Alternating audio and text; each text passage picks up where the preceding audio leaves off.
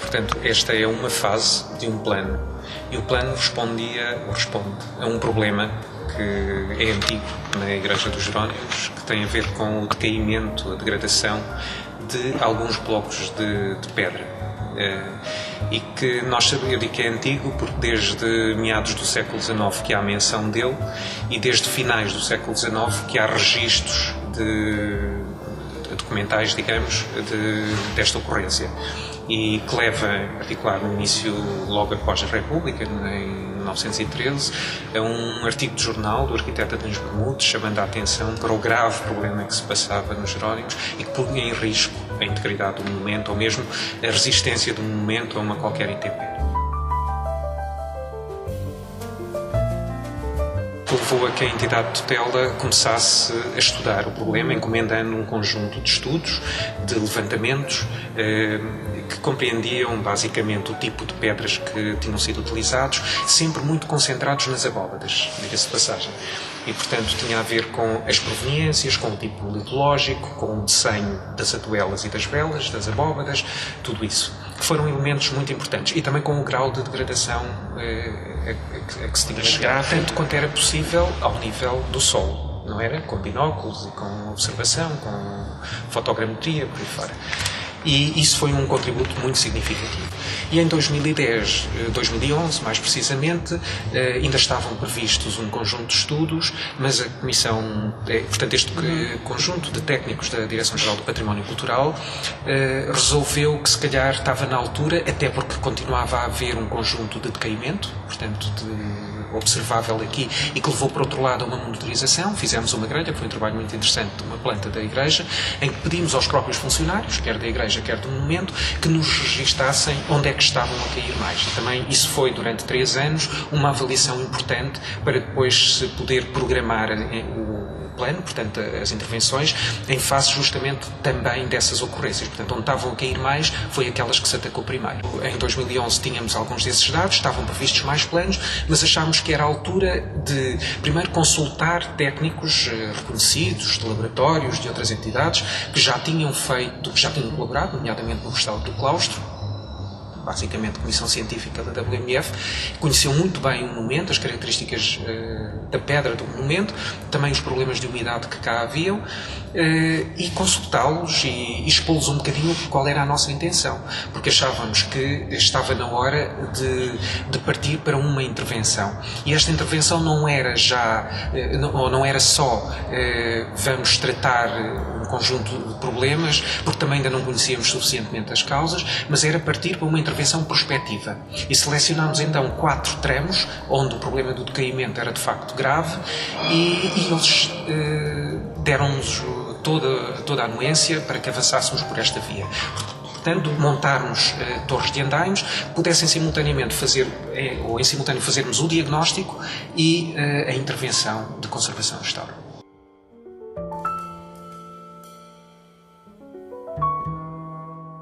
As umidades, têm sido detectadas diferentes origens de umidades, e num edifício destas características e com este historial e com tantos anos, é normal que haja umidades.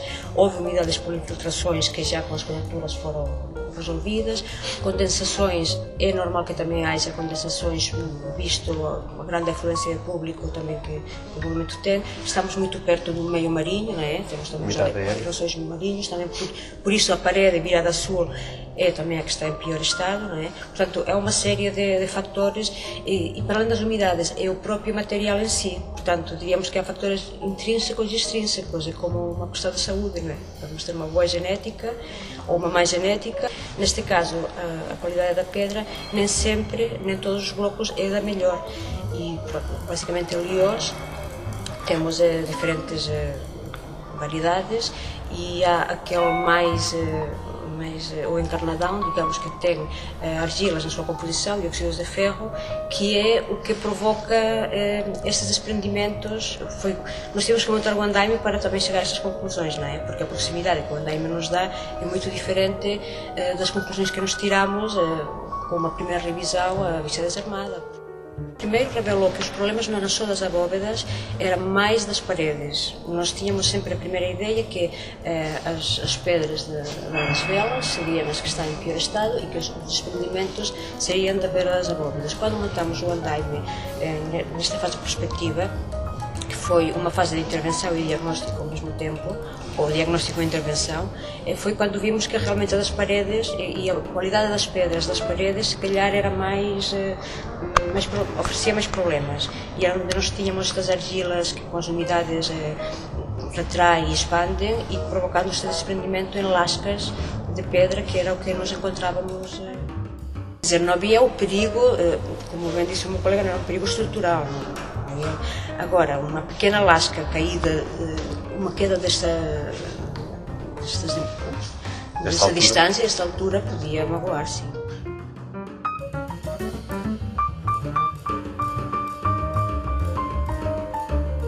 Sim, se bem que nós munimos justamente de todos esses estudos que tinham sido feitos e eles não nos decepcionaram. Houve surpresas, porque é diferente estarmos a ver a olho nu a uma distância de 1 metro, não é? Do que era estar a ver cá de baixo. Mas, sobretudo, a grande diferença para nós foi sentir, isto era muito importante que a Antónia estava a dizer, porque houve também um trabalho de exteriores que foi feito entretanto, quer dizer, não fazia sentido nós virmos para as abóbadas sem termos revisto as coberturas, os terraços, as caleiras, a drenagem das águas, por aí fora. Mas depois, quando chegámos aqui, foi mais ao nível de ver que, de facto, muitos dos problemas tinham a ver com a composição intrínseca da pedra, com estes fatores de argila lá dentro, que nós não nos tínhamos apercebido facilmente através dos estudos que tinham sido realizados. E depois também perceber as diferentes tipologias de juntas que havia e que nos levou às diferentes intervenções que tinham sido feitas. Portanto, tudo isto cruzado com toda a documentação que havia desde finais do século XIX e mesmo para trás, foi muito importante para perceber as fases de intervenção que houve e os tipos de intervenção que houve. Portanto, as argamassas que foram utilizadas, os tipos de limpeza que foram feitas, os tipos de caiação que, em alguns casos, são ainda evidentes, no arranque das colunas, por exemplo, lá em cima. Portanto, tudo isso foi muito importante para compor o caderno de encargos.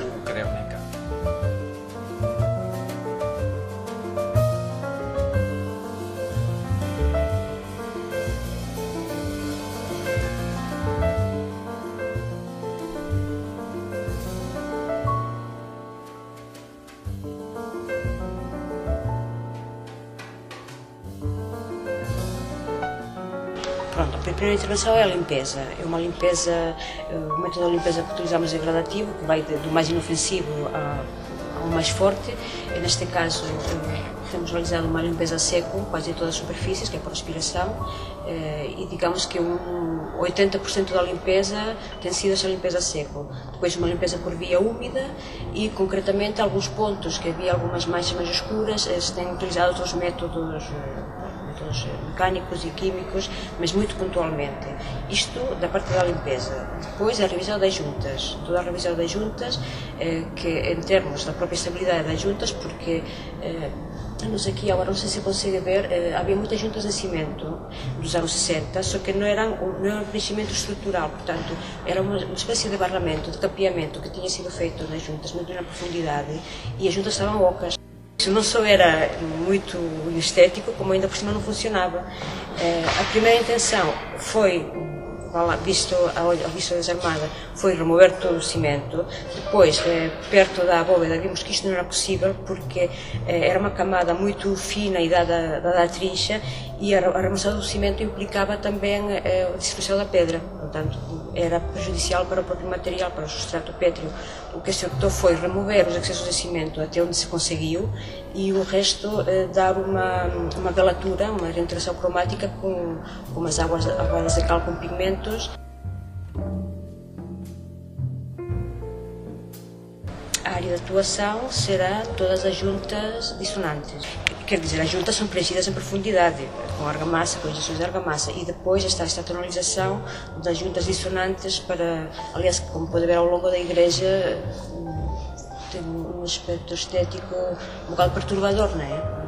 Sim, sobretudo ao nível das abóbadas, isso é muito curioso. Havia uma primeira planta feita nessa intervenção do arquiteto António Bermudes e nos arquivos dos Monumentos Nacionais, em que nós conseguimos, através dessa planta, reconhecer as aduelas das nervuras que tinham sido substituídas em tábua.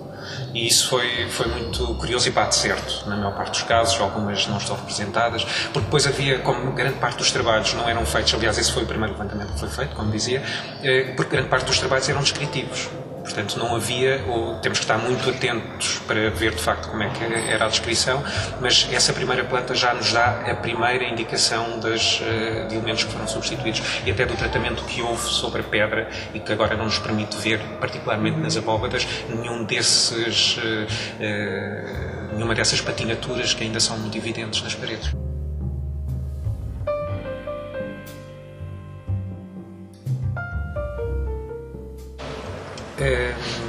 Eu diria que, tanto quanto sabemos dos estudos que foram feitos, todos indicam, e isso ainda é um pouco especulativo, que a grande parte da igreja não terá sofrido grande coisa com o terremoto de 1755.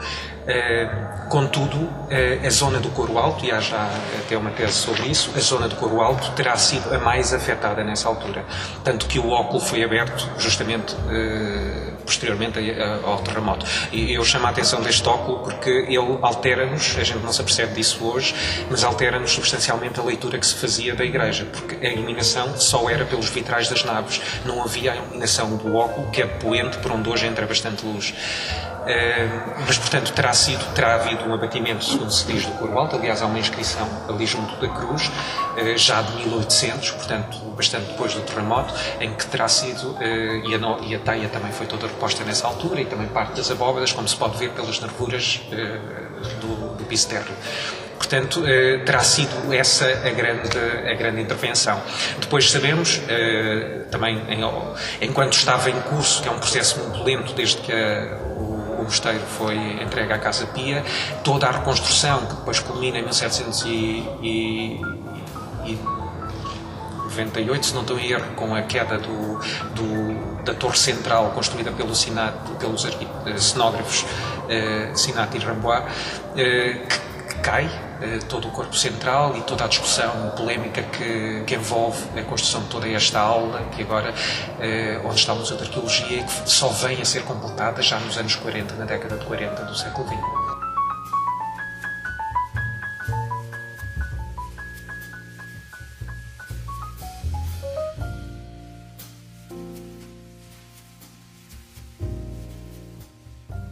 Sim, a revisão também vai ser feita, aproveitando o andaime, a extensão da instalação elétrica, exatamente.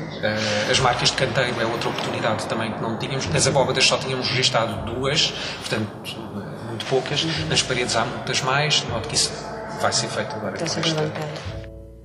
Nós estamos agora a chegar a uma fase intermédia da obra, portanto, metade da nave está já intervencionada, ou está quase em fase de conclusão, e depois serão montados os restantes até ao termo da nave.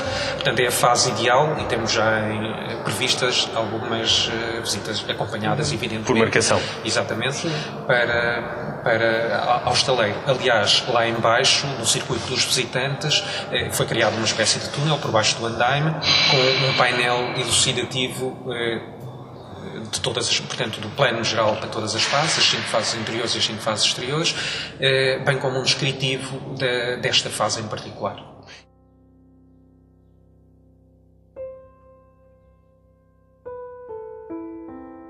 Portanto, o horário do estaleiro é sempre posterior à missa da manhã, ou começa depois da missa da manhã, portanto, por volta das 10, e encerra, acaba os trabalhos antes da missa da tarde, por norma. Mas o estaleiro está concebido para que as pessoas possam, inclusive nesta zona do coro alto, na zona da escada, portanto, circular por todas as áreas sem impedimento de algum elemento que esteja obstruído pelo andaime.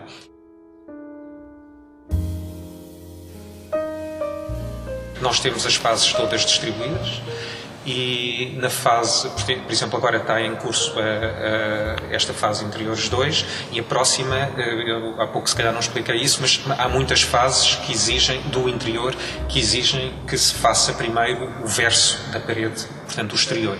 Mas em 2014 já começou a ser feito um estudo do exterior, através de uma grua, portanto a análise, o diagnóstico de toda a superfície a intervir nesta terceira fase. E portanto agora teremos de nos voltar a reunir e preparar a próxima fase, que ainda queremos lançar em 2015. Será compreende toda a face poente, portanto toda a fachada poente da igreja, a do óculo, portanto, a da torre sineira e a sul correspondente à torre sineira. Portanto há aqui uma reentrância junto da torre até essa reentrância. Depois avançaremos então com toda a fachada do portal sul. Vamos até onde for possível. É evidente que isto não pode ser feito, dadas as circunstâncias, com o capital exclusivamente, com financiamento exclusivo da DGPC, e por isso temos esta parceria com a WMF. É um trabalho meritório por parte de quem gera o monumento, da doutora Isabel Cruz de Almeida, com a WMF, tentar que todos os anos, que o ano subsequente tenha um financiamento assegurado. Até agora tem sido assim. Estamos atentos e vamos tentar que seja assim até ao fim, porque em 2022, não é por acaso, mas celebra-se os 500 anos da conclusão da Igreja. E, portanto, seria muito importante que se cumprissem estes 10 anos. Seria a melhor maneira, pensamos nós, de celebrarmos a conclusão da Igreja, os 500 anos da conclusão da Igreja, com a Igreja, não é de cara lavada, mas asseada e limpa.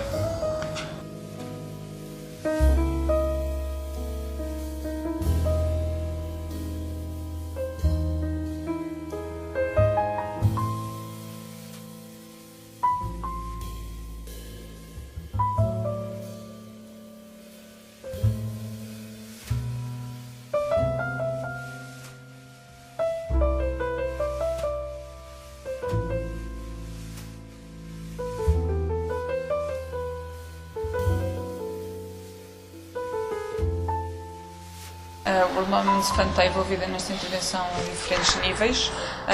Começa por... é uma organização que reúne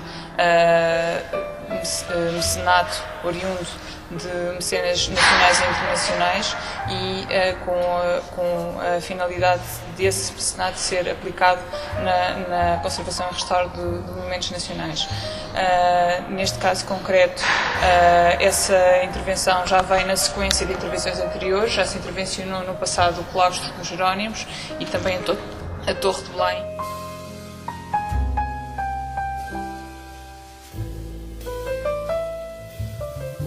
Estamos neste momento a executar a fase I2 do plano, é a fase Interiores 2, compreende este tramo norte, não só a parede norte, mas também as abóbadas imediatamente superiores a esse tramo, e também a conservação dos vitrais, que no fundo limitam para com a parede do claustro. Fará sempre os possíveis para acompanhar. É evidente que estamos dependentes do mecenato que possamos angariar, portanto o mecenato é fundamental para que estes projetos possam ter continuidade. O facto de termos optado por fasear o projeto teve as suas razões técnicas e científicas, mas também tem uma motivação económica. Há que, no fundo, não dar um passo maior que as pernas e, portanto, angariar primeiro o mecenato para cada fase e, portanto, ir avançando à medida que se recolhe o mecenato necessário.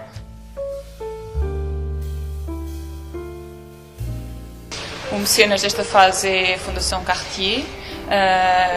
e o investimento foi feito, é da ordem dos 150 mil euros.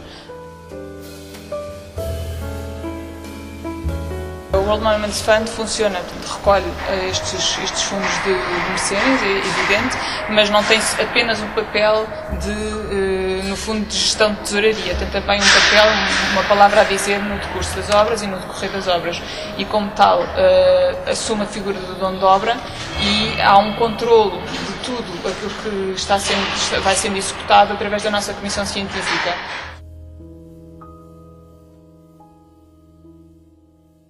Há um mecenas que é da Fundação Annenberg, que é uma fundação americana, que veio visitar o monumento portanto, exatamente há um ano atrás, por volta da passagem de ano de 2013 para 2014, e visitou este projeto e outros projetos que a World Monuments Fund tinha em carteira, e optou por apoiar este projeto, o que nos vai efetivamente possibilitar a primeira intervenção a primeira fase de intervenção no exterior do monumento, que é a fase exterior 1, que contempla a entrada principal do monumento e a Torre Cineira. Eu acho que qualquer mecenas, seja particular, seja uma empresa, deve ter toda a motivação de ficar ligado a um símbolo e à revitalização de um símbolo da cultura portuguesa. Neste caso concreto, a creche que tem família portuguesa, e portanto há ainda um envolvimento emocional que acresce essa motivação.